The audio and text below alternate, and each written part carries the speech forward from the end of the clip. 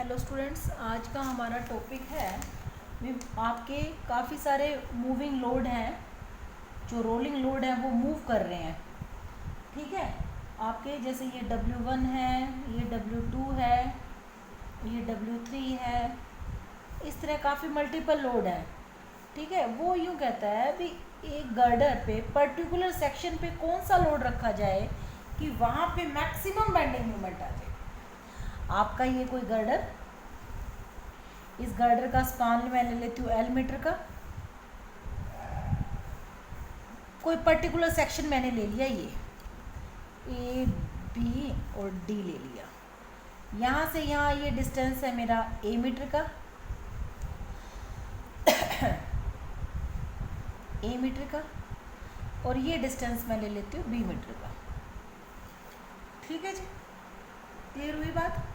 अब क्या करना है, हम लोगों को इसको ऐसे प्लेस करना है भी इस पॉइंट पे क्या आ जाए, मैक्सिमम बेंडिंग मोमेंट आ जाए। ठीक है, पहले मैं इसका एक ILD ड्रॉ कर लेती हूँ। मैंने एक ILD ड्रॉ कर लिया, ये वैल्यू होती है AB/L। ठीक है जी, अब क्या हुआ कि यहाँ पे मैंने कुछ लोड यहाँ प्लेस कर दिए और कुछ लोड मैंने यहाँ प्लेस कर दिए एक बार ट्रायल के लिए। कंडीशन हम लोग निकाल लेते हैं, उसके बाद ये एक प्रूफ है ताकि आपको समझ आ जाए भी ये चीज़ हो कैसे रही है। मैं डायरेक्ट आपको फॉर्मूला बता दूँ और आपको समझ ही ना आए।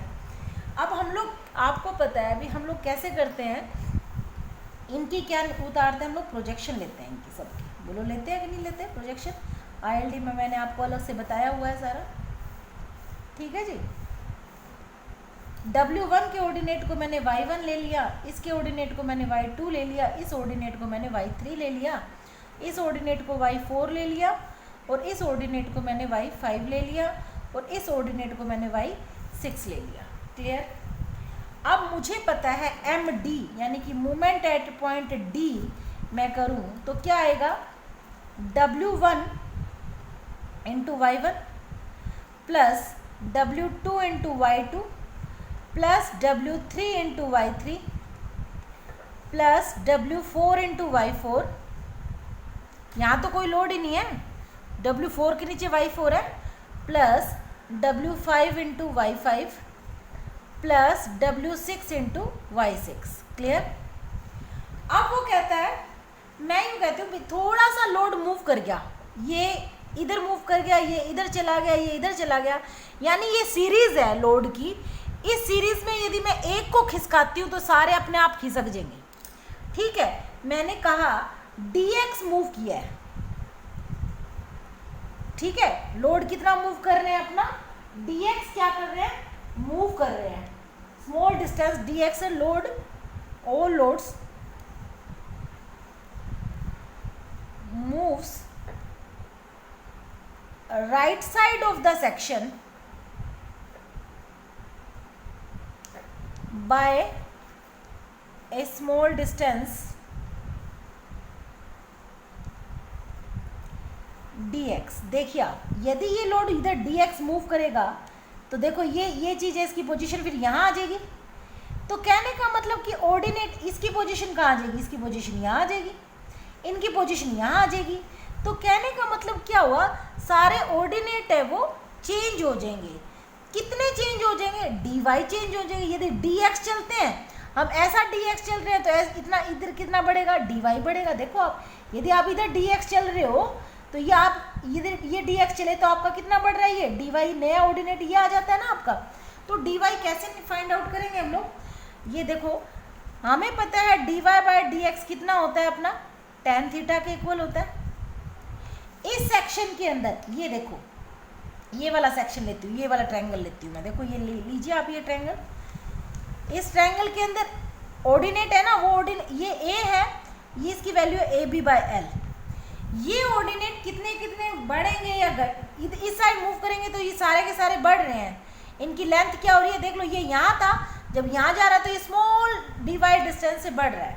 तो कैसे करेंगे, हमें पता है tan थीटा क्या होता है, perpendicular divided by base. Perpendicular कितना है, AB/L डिवाइडेड बाय बेस कितना है, ये क्या है अपना tan थीटा के इक्वल है। यानी dy/dx इज इक्वल टू क्या आ गया, बी बाय एल आ गया, यानी डी वाई क्या आ गया मेरा, B by L D X आ गया। बोलो आ गया कि नहीं आ गया? क्लियर। अब इस साइड की बात करें, यानी कि अपने नए y1 न्यू ऑर्डिनेट,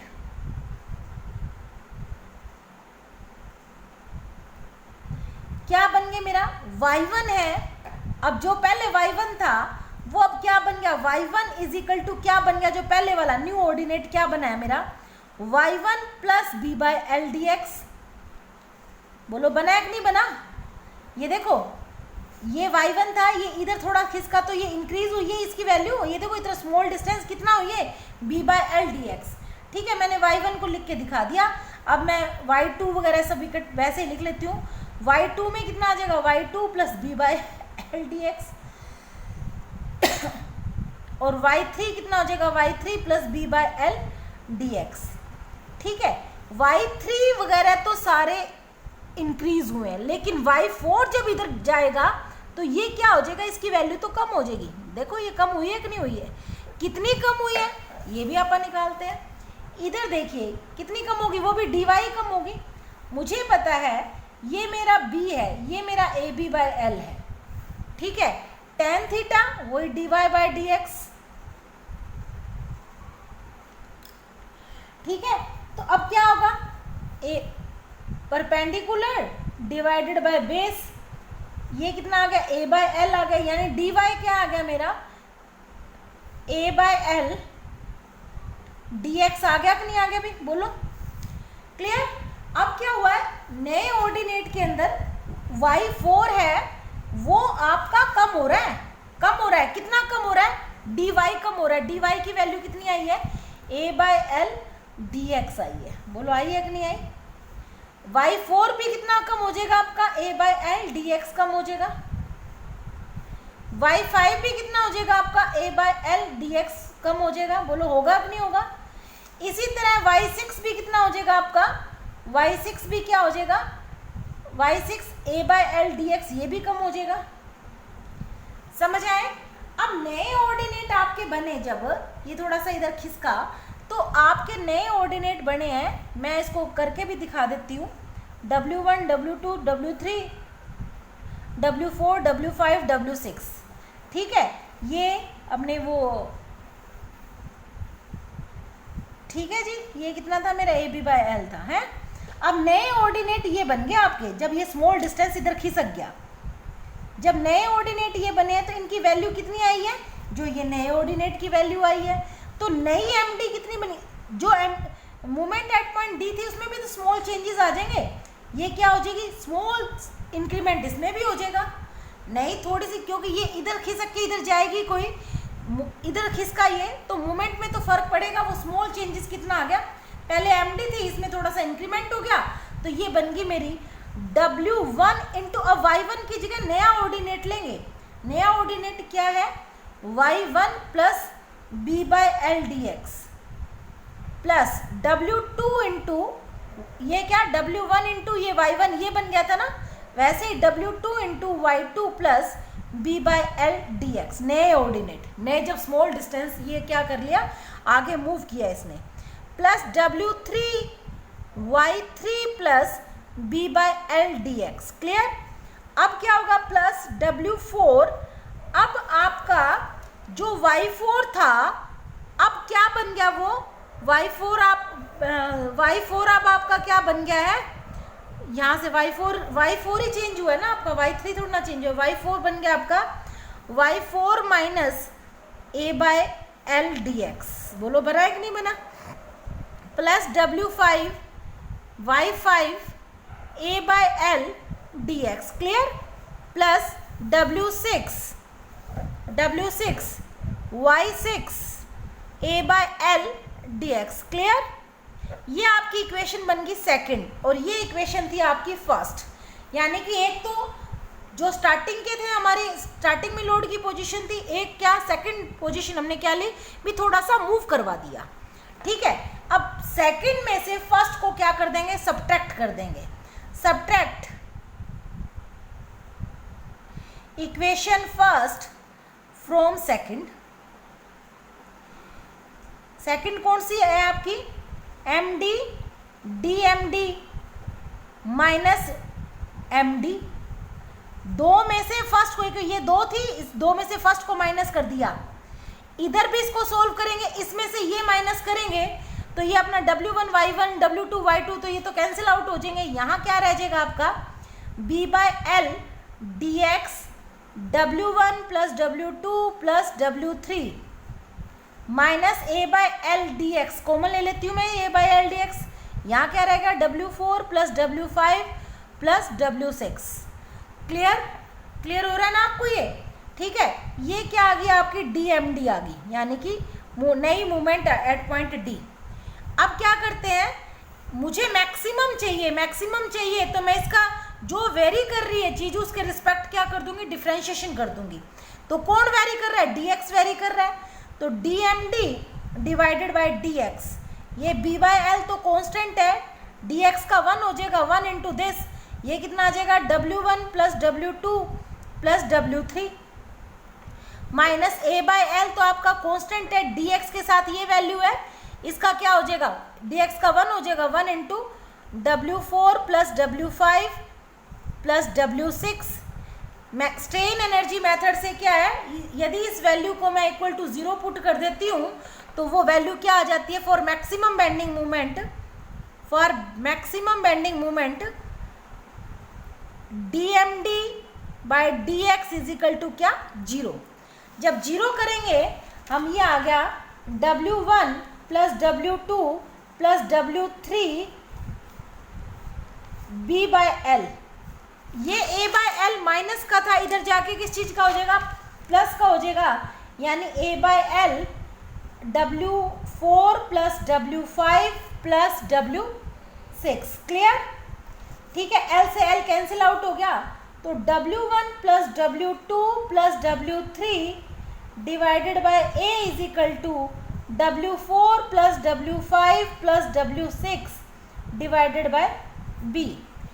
कहने का मतलब कि मैक्सिमम लोड आपका, मैक्सिमम बेंडिंग मोमेंट उस पर्टिकुलर सेक्शन पे कब होगी, जब आपका लेफ्ट साइड जो ये सेक्शन था आपका, इस सेक्शन के लेफ्ट साइड के लोड का एवरेज और राइट साइड के लोड का एवरेज यदि सेम होगा तो इस पॉइंट पे मैक्सिमम बेंडिंग मोमेंट आएगी। ये देखिए आप, W1 plus W2 plus W3 total load divided by distance, इसका एवरेज आ जाएगा कि नहीं आ जाएगा, total load divided by distance, इसका एवरेज आएगा कि नहीं आएगा। ठीक है, जब ये ऐसी कंडीशन होगी तो आपकी मैक्सिमम बेंडिंग मोमेंट आएगी। इसको मैं ऐसे भी लिख सकती हूँ, average load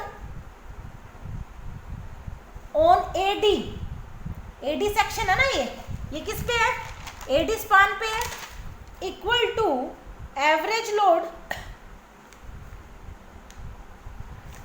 on BD। Clear? अब हम लोग क्या करते हैं, एक न्यूमेरिकल लेते हैं, उस न्यूमेरिकल के अंदर आपको क्या दिया हुआ है, मल्टीपल लोड दिए हुए हैं। ये आपका रोलिंग लोड के क्वेश्चंस हैं, ये आपके लोड दे रखे हैं, आपको कौन कौन से लोड दे रखे हैं, 200 किलो न्यूटन का, ये आपका है 150 किलो न्यूटन का,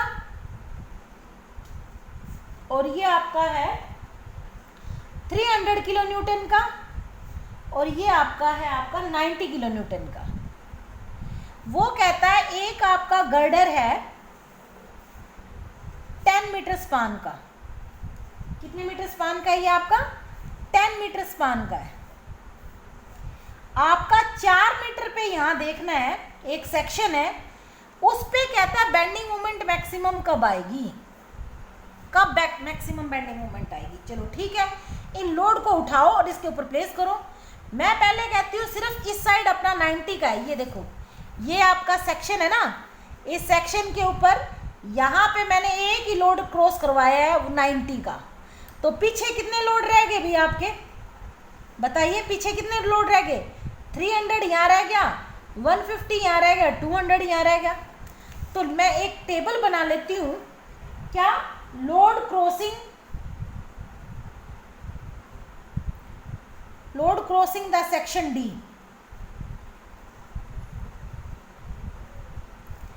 यहां पे दूसरा बन जाता है एवरेज लोड ऑन एडी। दूसरी कॉलम में लिखूंगी एवरेज लोड ऑन बीडी, क्योंकि अपने को देखो ये चीज दोनों इक्वल होंगी तभी तो मैक्सिमम आएगी लोडिंग। ठीक है जी।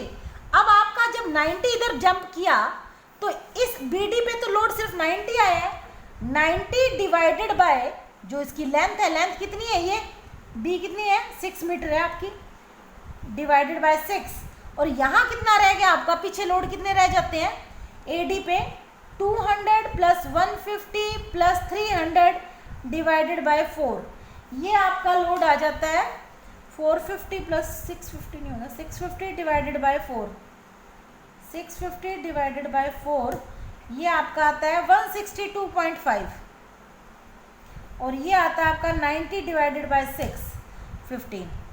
तो नए के अंदर क्या आ गया, average load on AD is greater than average load on BD. बोलो भाई, यानी 162 इज ग्रेटर देन, यहां लिख देती हूं मैं 162.5 इज ग्रेटर देन 15। तो ये केस तो मेरा फेल हो गया, ये तो अपना फेल हो गया केस। सेकंड केस के अंदर क्या करते हैं आपा, अब इस 300 को इधर ले जाते हैं, इधर 300 आ गया है, यहां से ये चीज क्या होगी, अब कैंसिल होगी है। ठीक है, वैसे 300 इसके पीछे रहेगा। कहने का मतलब कि क्या हो गया, अब अपना सेक्शन ऐसे था ना, पहले मेरा 90 जंप करवाया था मैंने, 90 जंप किया, 90 से नहीं आया, अब मैंने कितना जंप करवा दिया, यहाँ पे 300 जंप करवा दिया। तो यहाँ पीछे कितने रह गए भाई, 150 रह गया और 200 रह गया। ठीक है, अब आप देखो एवरेज लोड इस पे कितना रह गया, 200 प्लस 150 डिवाइडेड बाय 4, यानी कि 350 डिवाइडेड बाय 4, ये रहता है आपका 87.5।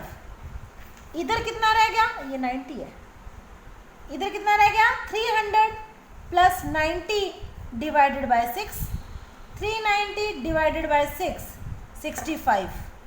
तो लिखूंगी 87.5 इज ग्रेटर देन 65, तो ये केस भी हमारा फेल हो गया। अब तीसरे केस के अंदर क्या आता है कि आपका ये सेक्शन है, इस सेक्शन पे पहले 90 को जंप करवाया था, फिर 300 को जंप करवा दिया, अब मैंने उठा के किसको रख दिया, यहाँ पे 150 को रख दिया, और इधर कितना है 200 है सिर्फ ही।